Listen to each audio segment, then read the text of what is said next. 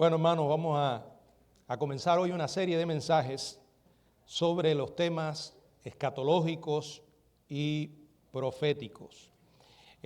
Para aquellos que aguardan, que debe ser todo cristiano, la esperanza bienaventurada y la manifestación gloriosa de nuestro gran Dios y Salvador Jesucristo, les quiero dejar un bosquejo de los temas que próximamente estaremos tratando en cuanto al tema escatológico. Al menos estamos trabajando en 4 series proféticas, no se asusten. Mi objetivo no es convertirlos en escatomaníacos, sino en que pierdan la escatofobia, ¿verdad? El terror por las profecías. Estas 4 series no van a ser seguidas. Las estaremos intercalando con series de otros temas bíblicos. Pero al menos pensamos predicar esta serie sobre los personajes de la tribulación. Una segunda serie sobre Israel en la carta a los romanos, que no hay mejor definición bíblica de qué es Israel, que es Romanos capítulo 9, capítulo 10 y capítulo 11. Luego estaremos predicando una tercera serie de 34 mensajes en las que estamos trabajando sobre el libro de Zacarías. Estoy mencionando esto para que usted se lea Apocalipsis, se lea Romanos capítulo 9, capítulo 10 y capítulo 11 y se lea el libro de Zacarías, que yo diría es el Apocalipsis del Antiguo Testamento, enfocado específicamente en Israel. Y cualquiera que lea el libro de Zacarías, o el cristiano que lea el libro de Zacarías, no puede seguir llenándose la cabeza con la tontería de que ya Dios desechó a Israel. Y una cuarta titulada Los eventos de la tribulación. Esto no sabemos qué tiempo nos va a tomar, pero bueno, lo estaremos haciendo en los temas, en los días futuros. Hoy iniciamos una serie sobre los personajes de la tribulación. Y este primer mensaje lo hemos titulado Los 4 jinetes. Los 4 jinetes. Estará basado en el pasaje que acabamos de leer, Apocalipsis capítulo 6, del 1 al 8. Apocalipsis 6, del 1 al 8. Bueno, realmente hay muchas personas que no entienden el juicio ni la ira justa de Dios. Y entonces, ¿qué hacen? Optan por crear en sus propias mentes a un Dios diferente. Es como alguien dijera, Dios creó al hombre a su imagen y semejanza, y algunos le han devuelto el favor, creando a un Dios a imagen y semejanza de ellos, que no es precisamente el Dios de la Biblia. Estas personas prefieren un Dios sin ira, que lleva a hombres sin pecado, a un reino sin juicio, por medio de las atenciones de un Cristo sin cruz. Si oyó lo que acabé de decir, se habrá percatado de que esto no tiene nada en absoluto que ver con el verdadero evangelio de Jesucristo, que dice todo lo contrario. Un Dios santo, un Dios justo, que se llena de ira contra hombres pecadores, que solo pueden ir al cielo por medio del gran sacrificio de Jesucristo en la cruz. Bueno, esto es lo que Pablo presenta en la primera carta a los Corintios en el capítulo 15, en el verso 3 y 4, donde encontramos la mejor definición del evangelio que hay en toda la Biblia.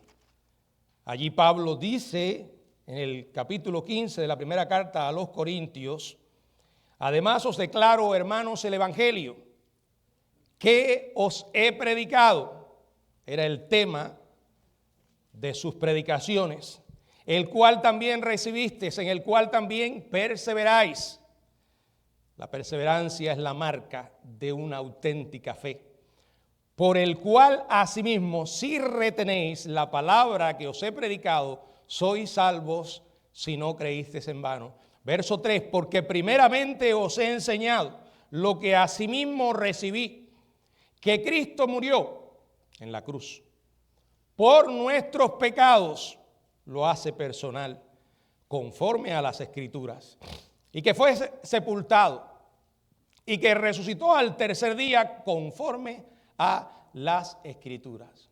Este es el Evangelio.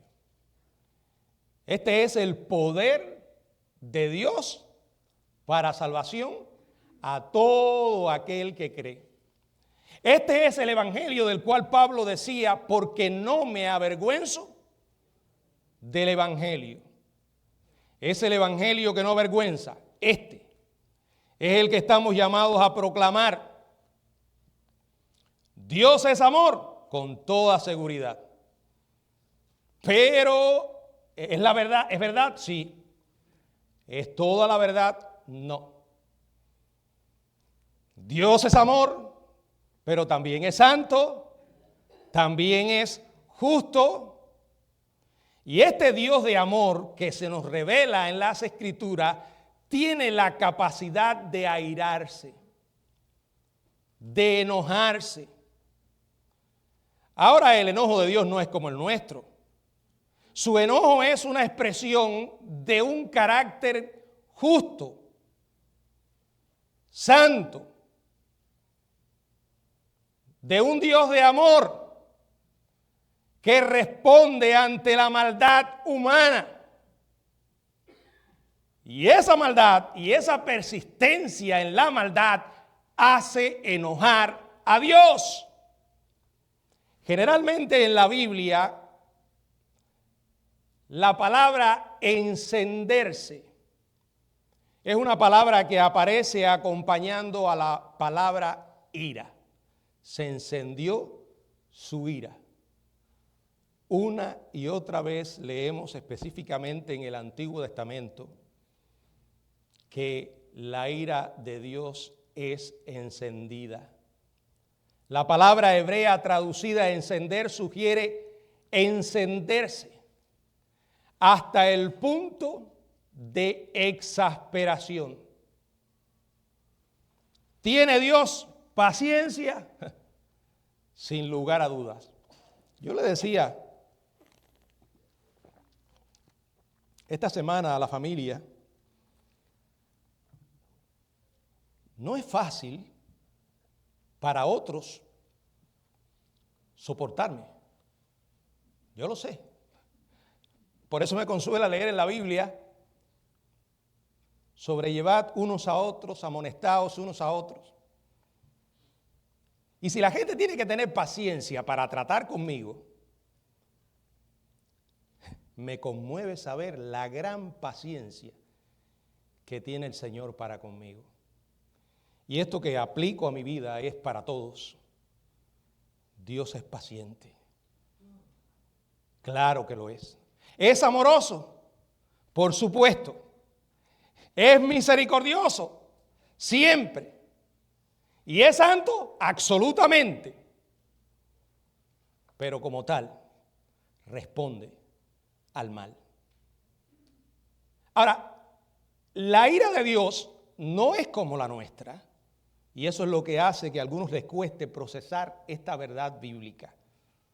No es la cólera pecaminosa que estamos acostumbrados a expresar los seres humanos.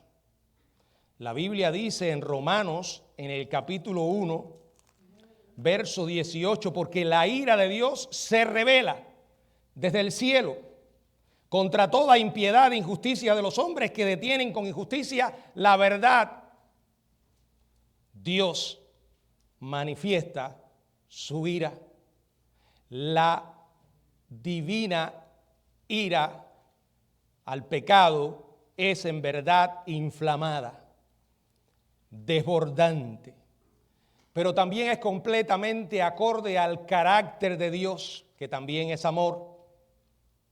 Su ira, sin cuestionamiento alguno, es temible y sin embargo también bajo control, medida, absolutamente justa.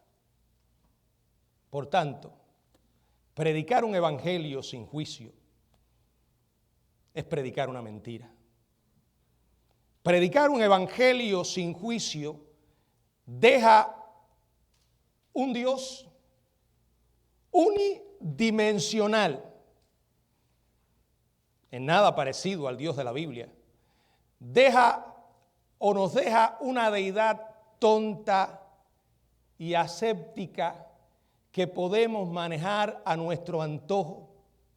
Pero repito, ese no es el Dios de la Biblia.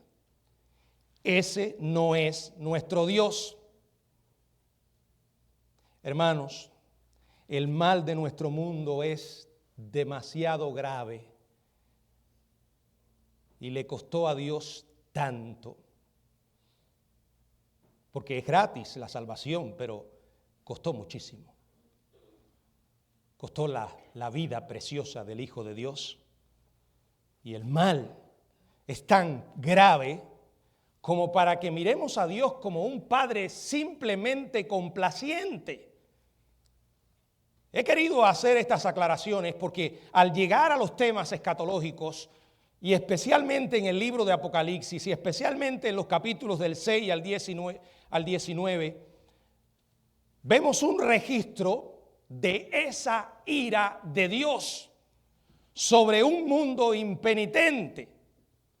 Vemos patente ese enojo de Dios contra una humanidad que ha decidido vivir de espaldas a Él y que una y otra vez, como vamos a ver, a pesar de los juicios, dice y no se arrepentían.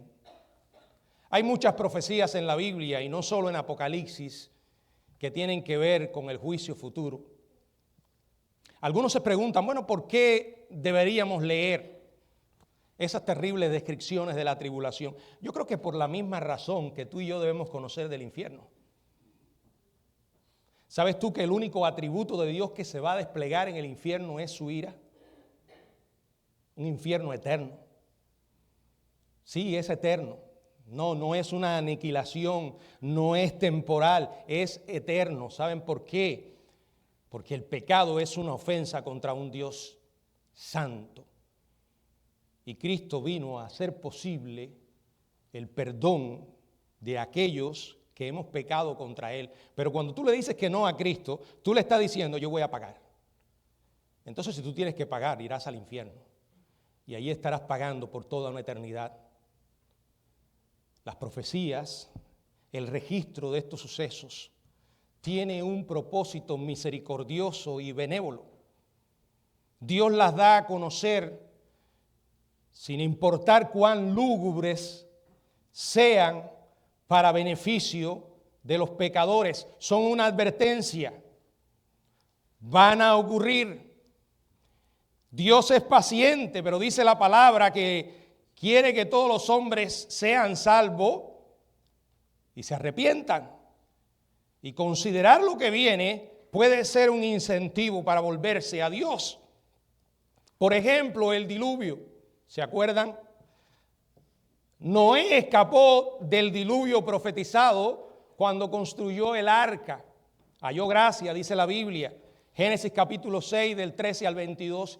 Y por 120 años aquel hombre estuvo edificando aquella embarcación y proclamando al mundo un juicio que venía y la oportunidad de arrepentimiento. Pero no le oyeron. El faraón en Egipto, luego que escuchó la profecía, evitó el desastre de 7 años de hambre. Porque lo creyó. José le interpretó el sueño y él le encomendó a José que acumulara grandes cantidades de alimentos durante los años previos de abundancia. Génesis 41. Los habitantes de Nínive habían atraído sobre ellos el juicio de Dios y lo evitaron al prestar atención a la destrucción profetizada con las advertencias de Jonás y se arrepintieron de su maldad. Jonás capítulo 3. Asimismo, las profecías que tienen que ver con el futuro se nos entregan con el mismo objetivo. Dios descorre el velo específicamente en Apocalipsis y otros libros también para que nosotros podamos saber lo que ha de venir sobre el mundo, para que podamos evitar los horrores que se avecinan. Aquellos que ya tenemos a Cristo necesitamos advertir al mundo, de la misma manera que somos llamados a hablar que los pecadores están perdidos y que hay un infierno y que hay un cielo. Jesús habló del infierno. Jesús habló más del infierno que del cielo. Y fue Jesús quien más habló de este tema. Fíjense si es importante. Dios quiere que la gente venga a Él. Hay una esperanza para el pueblo de Dios que creo firmemente, aunque hoy es atacada rabiosamente. Y es el arrebatamiento pretribulacional. Lo creo porque la Biblia lo enseña y porque esa es la esperanza bienaventurada para el pueblo de Dios. Porque creo que el Dios que nos salvó en Cristo nos ha salvado de su ira en su totalidad. No solo la ira final después del juicio, sino también de la ira escatológica. Y creo que es absurdo que después que Dios envió a su Hijo a morir por nosotros y le entregó la iglesia, ahora la deje en el mundo cuando Él va a desatar su ira sobre éste.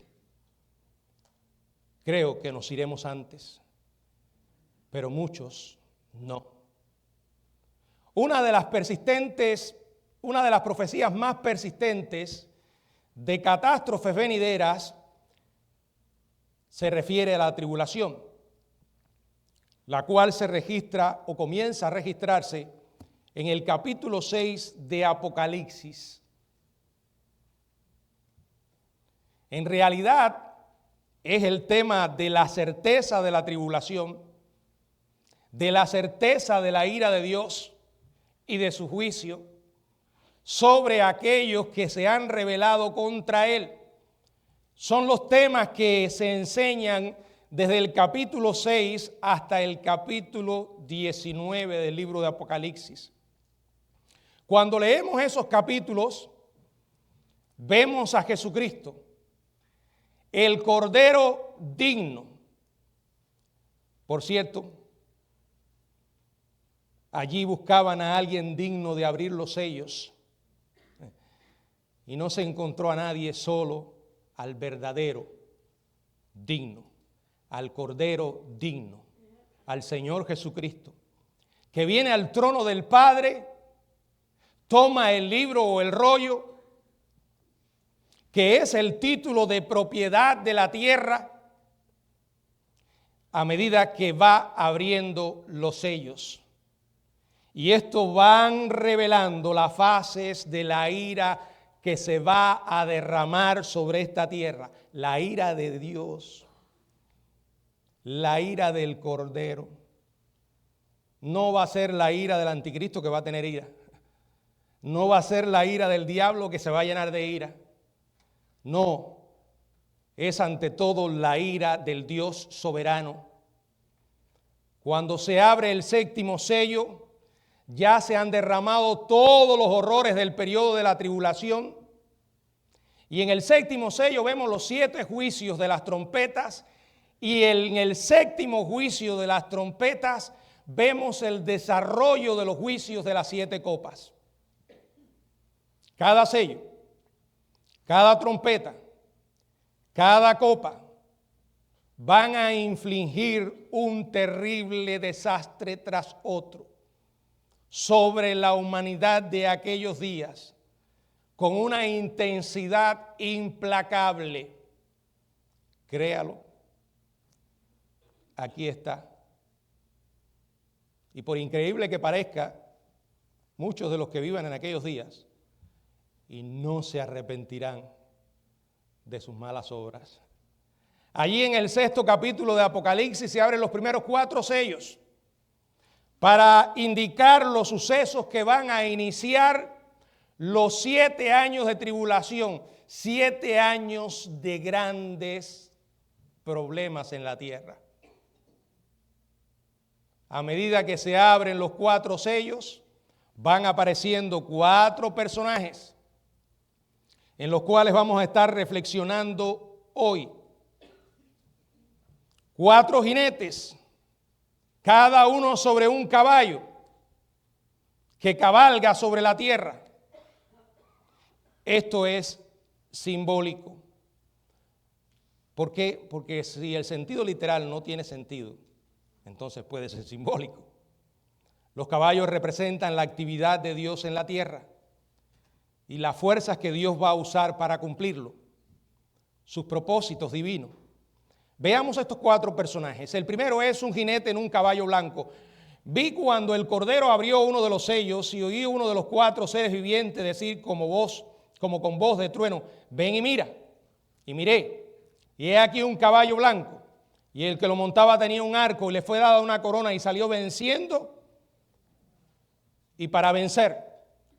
Es un jinete en un caballo blanco. Algunos han querido ver en esto a Cristo, pero no es Cristo. Hay una gran diferencia entre este jinete en caballo blanco y el jinete que después se puede encontrar en el capítulo 19, que también viene en un caballo blanco. En el verso 11, entonces vi el cielo abierto y he aquí un caballo blanco. Pero aquí se nos da información clara e inconfundible de quién es ese jinete. Y el que lo montaba se llamaba Fiel y Verdadero, y con justicia juzga y pelea. Pero este es diferente. Es un jinete que viene seguido de destrucción y muerte. Es un jinete que intenta falsificar al jinete del caballo blanco de Apocalipsis 19. Es el anticristo. Cuando los generales de Roma regresaban de la guerra, solían desfilar por las avenidas principales en sendos animales, sendos caballos blancos. En Apocalipsis también vemos la imagen de un héroe de guerra que monta un caballo blanco. No es otro que el anticristo, el venidero dictador mundial que va a aparecer en el mundo al inicio de la tribulación. Se va a vender al mundo, se va a ofrecer al mundo como un gran pacifista, sobre todo porque aparecerá en una época de caos y destrucción mundial. Antes el Señor se habrá llevado a la iglesia. El anticristo entonces va a convencer al mundo que Él es un hombre de paz y que tiene la solución a los problemas que la humanidad está enfrentando. Lleva una corona, simboliza victoria, pero lleva un arco que no tiene flechas. Es una victoria sin sangre. Este hombre va a ascender al poder por medio de negociaciones pacíficas, en un escenario donde la amenaza de guerras nucleares y del terrorismo serán grandes. Piense, hoy el mundo vive bajo la sombra de estos peligros. El terrorismo,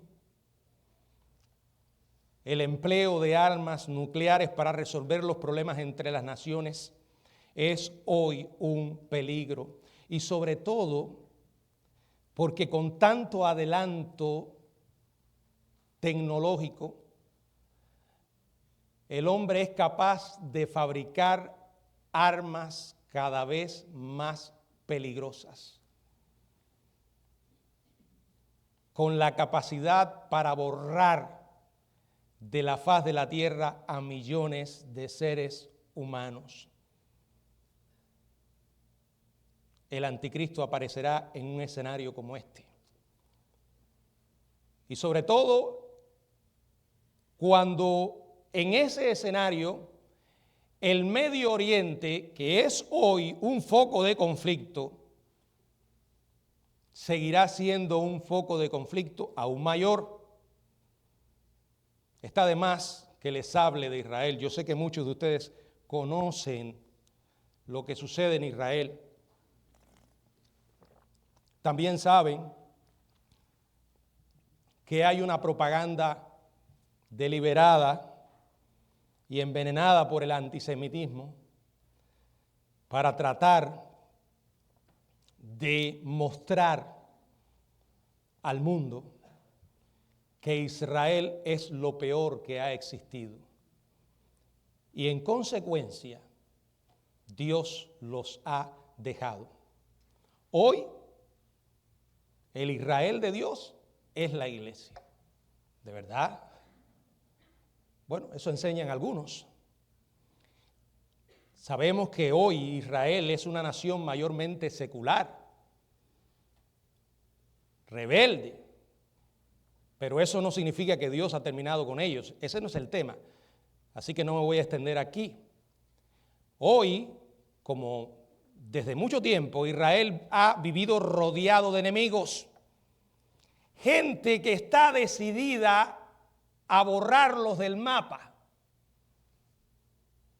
Y aquellos amantes de la paz se olvidan, yo diría falsos amantes de la paz, aquellos ingenuos, que negociar con alguien que desea tu desaparición no es fácil. Y eso es lo que pasa con Israel. ¿Qué quiero decir con esto? Que estos conflictos que estamos mirando van a seguir, se van a intensificar. Imagínense qué pasará cuando alguien tenga la capacidad de ofrecer soluciones a estos conflictos. Daniel predice la llegada de ese hombre. Lo llama el príncipe que ha de venir, pero será una paz engañosa, falsa. En Daniel capítulo 9, verso 26 y verso 27, se habla de este personaje y de lo que ha de lograr durante la semana 70 de Daniel. Dice la Biblia, y después de la semana 62 se quitará la vida al Mesías, mas no por sí. Y el pueblo de un príncipe que ha de venir destruirá la ciudad y el santuario, y su fin será con inundación. Hasta el fin de la guerra durarán las devastaciones. Y por otra semana, son semanas de año, aquí está hablando de la tribulación, este príncipe que ha de venir, dice, confirmará el pacto con muchos. A la mitad de la semana hará cesar el sacrificio y la ofrenda.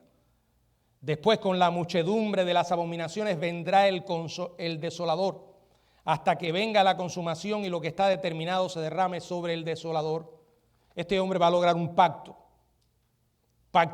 para protección de Israel, pero pacto que va a romper. Tendrá el apoyo de las naciones. Un lobo disfrazado de oveja, que al final no va a cumplir sus promesas de paz ni de protección a Israel. Hemos conocido a lo largo de la historia muchos tiranos. Algunos ya están en el infierno y otros todavía siguen dando problemas. Pero este va a ser el peor que haya existido en la faz de la tierra. En un próximo mensaje nos vamos a dedicar a explorar un poco más a este sujeto. Ese es el caballo blanco. Luego viene el jinete del caballo bermejo. Verso 3 y verso 4. Cuando abrió el segundo sello, oía al segundo ser viviente que decía, ven y mira. Y salió otro caballo bermejo o rojo. Y al que lo montaba le fue dado poder de quitar de la tierra la paz y que se matasen unos a otros, y se le dio una gran espada. Va a durar muy poco sus promesas de paz. Cuando esta bestia de color rojo sangre aparezca y dice que vendrá con una gran espada, el jinete sobre el caballo bermejo no solo simboliza a las naciones y los reinos que van a luchar entre sí, sino también los hombres que luchan contra los hombres. Hermanos, no hay paz para los impíos, dice la Biblia. Así que hoy alcanzar paz es un engaño, una ilusión. Y en el futuro también lo será. ¿Por qué? Porque no puede haber verdadera paz si no está Dios. Si no se trata con el problema principal que provoca esa falta de paz, que es el pecado.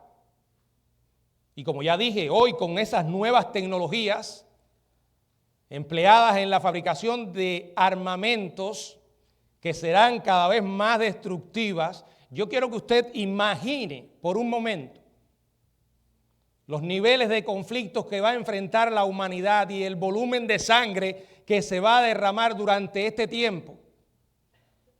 Precisamente en Mateo capítulo 24 se registra estos sucesos. En el verso del 6 al 8 dice: y oiréis de guerra y rumores de guerra. Mirad que no os turbéis, porque es necesario que todo esto acontezca, pero aún no es el fin, porque se levantará nación contra nación y reino contra reino, y habrá pestes y hambres y terremotos en diferentes lugares, y todo esto será principio de dolores. Luego dice en el verso 21, porque habrá entonces gran tribulación, cual no la ha habido desde el principio del mundo hasta ahora, ni la habrá. El anticristo. Las guerras. Y luego de las guerras aparece el caballo negro. Versos 5 y verso 6. Cuando abrió el tercer sello, oí al tercer ser viviente que decía: ven y mira. Y miré, y he aquí un caballo negro, y el que lo montaba tenía una balanza en la mano. Oí una voz en medio de los 4 seres vivientes que decía: 2 libras de trigo por 1 denario y 6 libras de cebada por 1 denario, pero no dañes el aceite. En la época de Juan, 2 libras de trigo era la cantidad de comida que una persona necesitaba para sobrevivir cada día. Quiere esto decir que en los días de la tribulación, el hambre llegará a niveles nunca antes vistos. Imagínense los conflictos, las guerras. Fíjense que esta cantidad de alimentos se venderá por el equivalente al salario de un día. El precio de los alimentos subirá tanto que una persona tendrá que trabajar todo el día para comprar lo necesario para alimentar a una sola persona. ¿Esto no les recuerda algo? Bueno, sin ir demasiado lejos, ustedes saben lo que está pasando acá en los Estados Unidos, que es el país de la abundancia. Pero las cosas, lo que sucede nos está recordando que los seres humanos no pueden resolver los problemas de los hombres. Necesitan a Dios. Ahora, salga de este país de abundancia. Si duda que esto sea posible, vaya a Cuba, vaya a Venezuela, visite otros lugares de este mundo. Cada vez hay más necesidades. La gente tiene hambre en el mundo, mucha hambre. Lo que yo creo por la Biblia es que esto no va a frenarse. Seguirá. Y en aquellos 7 años de tribulación va a llegar a niveles tremendos. El anticristo, su política de paz engañosa, traerá guerra. La guerra traerá hambre. Y el hambre, la muerte. Apocalipsis capítulo 6, versos 7 y verso 8. Cuando abrió el 4º sello, oí la voz del 4º ser viviente que decía: ven y mira. Y he aquí un caballo amarillo, y el que lo montaba tenía por nombre Muerte, y el Hades le seguía, y le fue dada potestad sobre la 4ª parte de la tierra para matar con espada, con hambre, con mortandad y con fieras de la tierra. Mientras el mundo experimenta la devastación de los primeros 3 jinetes, Juan dice que las cosas se ponen peor. Llega un 4º. Juan ve a 2 que cabalgan hacia la tierra. La muerte viene sobre un caballo amarillo y el Hades le sigue de cerca. Tienen un enorme poder con el que matarán la cuarta parte de la población mundial. La palabra griega que se usa aquí para describir el color del caballo de la muerte significa lívido o pálido. Describe también el verde amarillento que trae la descomposición. Esa palidez que caracteriza el rostro de un cadáver en estado de descomposición avanzada. Charles Swindoll, en uno de sus libros titulado Ideas sobre el libro de Apocalipsis, explica la carnicería de este jinete del caballo amarillo y lo hace de esta manera. Dice, en esta escena aterradora, Juan vio que la muerte y el sepulturero recorrían juntos la faz de la tierra. La muerte mata al cuerpo mientras el Hades se traga el alma. Estas dos figuras simbolizan la enorme cantidad de muertes provocadas por los tres primeros jinetes. Lo diré así de simple: un cuarto de la población mundial perecerá por su causa. Estos juicios aquí se describen con estas palabras: espada, hambre, fieras y pestilencia. La historia ha demostrado que estos elementos a menudo se asocian en medio de los desastres. Pero quiero llamar la atención específicamente sobre una palabra, la palabra pestilencia. Creo que debe ser nuestra mayor preocupación hoy, por lo que ha pasado y sigue pasando. Y es realmente asombroso que con el desarrollo científico y tecnológico, donde la ciencia moderna ha eliminado en una gran medida miedo a las enfermedades, hoy hemos estado y seguiremos estando al borde de las peores epidemias que hayamos conocido. Fíjense que dice epidemias, que quiere decir que van a ser muchas, con la capacidad para matar a más personas que las que han muerto en todas las epidemias que el hombre ha padecido hasta ahora. ¿Por qué? Porque a pesar del adelanto científico, médico, el hombre también hoy tiene una capacidad extraordinaria para moverse de un lugar a otro con una rapidez increíble. Y en consecuencia tiene la capacidad para propagar las enfermedades con mayor rapidez. Las bacterias se están volviendo rápidamente resistentes a casi todos los medicamentos y antibióticos. Algunos científicos han llegado a llamarlas bacterias pesadillas. Bueno, a Satanás y al anticristo le encantaría estas epidemias globales. ¿Saben por qué? Porque en medio de estas crisis, los oportunistas se aprovechan para controlar al mundo y para robarle sus libertades que con toda facilidad, por miedo, estarán dispuestos a entregarle. Tenebroso, ¿verdad? Yo sé que usted ha leído esto probablemente muchas veces, sé que muchos han quedado sin entender. He tratado de ser lo más simplemente posible, explicarles. Pero miren, esto no es un capítulo de una novela de misterio o de ciencia ficción. Es un evento que el Señor nos permite mirar. Y la pregunta es, ¿qué debo hacer frente a esto? Primero, es necesario que lo creamos con todo nuestro corazón. Si Dios dice que va a pasar, va a pasar.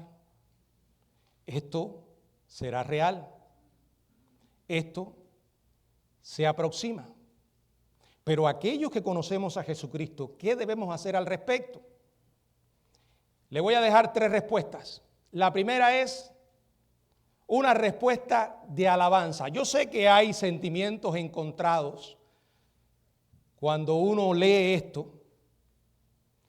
Tiene cierta dualidad en su corazón, porque sabe que ha sido perdonado y tiene la esperanza bienaventurada de que el Señor vendrá por él, pero otros se van a quedar.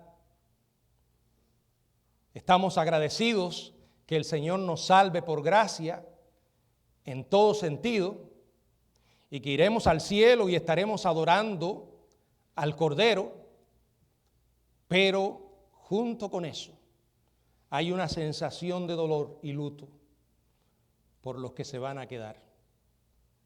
Hermanos, no compliquemos las cosas. Es exactamente lo mismo que usted siente cuando se pone a pensar que ese hijo suyo que todavía no se ha entregado a Cristo, si se muere ahora, se va al infierno.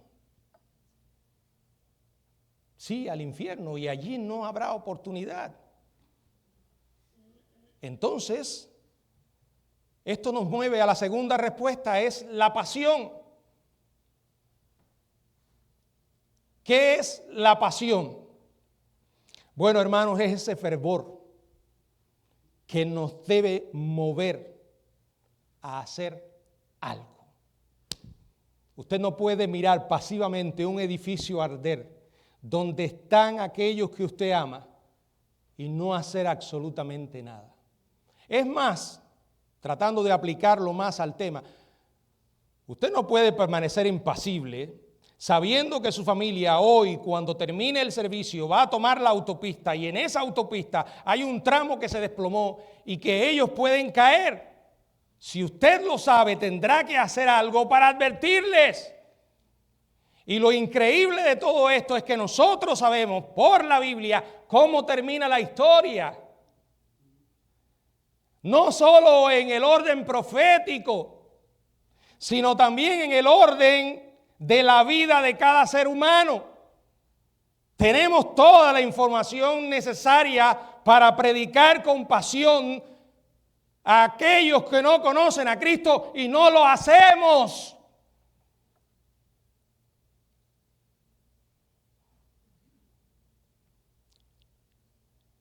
Pienso en esto muchas veces y solo puedo llegar a una conclusión. Es que realmente no lo creemos. Lo hemos aceptado con la mente, pero no ha descendido al corazón. Nos hacen un examen de teología y lo vamos a probar. Sabemos que la eternidad incluye el cielo y el infierno. Sabemos que son dos lugares diferentes y que el destino o el lugar a donde va cada individuo se decide ahora en base a lo que hace con el Evangelio. Sabemos lo que va a suceder en el futuro. Dios lo ha revelado en el último libro de la Biblia. Pero en la práctica vivimos como si no lo creyéramos. Algo está mal. Le voy a decir, en un momento, cuando usted pase de este mundo a la eternidad, va a poder comprobar que es cierto todo esto. Pero ¿saben qué? Ya será demasiado tarde. El rico, de la historia del rico y Lázaro, la parábola que Jesús contó, se volvió misionero en el infierno. Pero ya era tarde. ¿Qué esperas para hablar de Jesucristo? Fíjense, yo no hablo de estos temas para que nos aislemos del mundo. ¡Ay, qué bueno, el Señor viene! Sí, esperamos que el Señor venga. Él nos mandó a orar, venga a tu reino.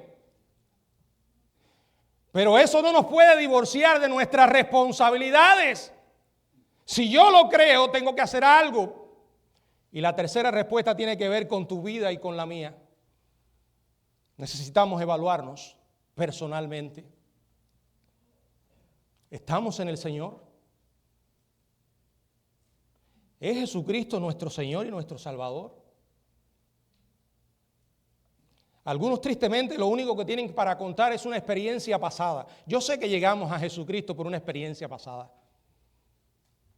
Fue algo que ocurrió en el pasado, en que oímos el Evangelio, nos arrepentimos y creímos, pero no podemos descansar en que un día alguien predicó, yo levanté la mano o hice la oración del pecador. La pregunta oportuna es esta: ¿quién es el Señor Jesucristo para mí hoy? ¿Es Él mi Salvador? Al principio hablé de 1 Corintios 15, cuando Pablo dice que Cristo murió conforme a las Escrituras, pero Pablo dice, y aquí vuelvo a repetir, usted no se va a salvar por simplemente saber que Dios existe. No se va a salvar por saber que Jesucristo es el Salvador. No, lo puede saber. Pero Pablo dice que murió por nuestros pecados. Él, por la fe, se apropió de ese sacrificio. La cuestión no es saber que Cristo es el Salvador. La cuestión es creer que Cristo es mi Salvador. Murió por mí, pagó por mí para que no tenga que ir al infierno. Pagó por mí para que no tenga que pasar por estos terribles juicios. Pagó por mí para que yo pueda ir delante del Dios vivo todos los días, en todo momento, con la seguridad de que Dios me va a oír. Mi pregunta para ti hoy es: ¿quién es el Señor Jesucristo? Yo creo que uno de los problemas más grandes que enfrenta la iglesia de hoy es mucha gente adormecida dentro de ella, con una cantidad de Dios y de Cristo lo suficiente para calmar los sentimientos de culpa y vivir creyendo que me voy al cielo. Pero si tú no amas a Jesucristo, si Jesucristo no es importante para ti hoy, si no pasa de ser un nombre o un concepto teológico, no has nacido de nuevo. Necesitas explorar tu relación con Dios. Necesitas entender verdaderamente de lo que se trata. Todos tenemos que evaluarnos. Y eso es precisamente lo que hoy vamos a hacer a través de este servicio. Examinarnos a nosotros mismos. Recordar una vez más por qué estoy aquí. ¿De qué se trata ser cristiano? No de lo que yo hago o puedo hacer, sino de lo que Él hizo por mí. Y cuando lo hagamos a través de la Santa Cena, vamos a meditar en dos elementos que el valor que tienen es puramente simbólico. El pan, que representa el cuerpo de Cristo ofrecido en la cruz por nuestros pecados, y el vino, su preciosa sangre. Ambos nos están recordando: Él murió por mí. Él lo hizo por mí, pagó el precio que yo debía pagar y no podía. Debemos hacerlo todas las veces que podamos, proclamando la muerte del Señor. Si usted aceptó a Cristo como su Salvador, y si usted ya está bautizado, le invitamos a que participe de esta ordenanza. Si no, tome la decisión. Venga a Cristo, bautícese. Y para nosotros, hermanos, meditemos una vez más en lo que esto significa y que este acto nos recuerde lo que Jesús hizo por nosotros y que ese sacrificio nos impulse y nos mueva en dirección a la obediencia. Yo quiero pedirle, por favor, a los diáconos que pasen al frente.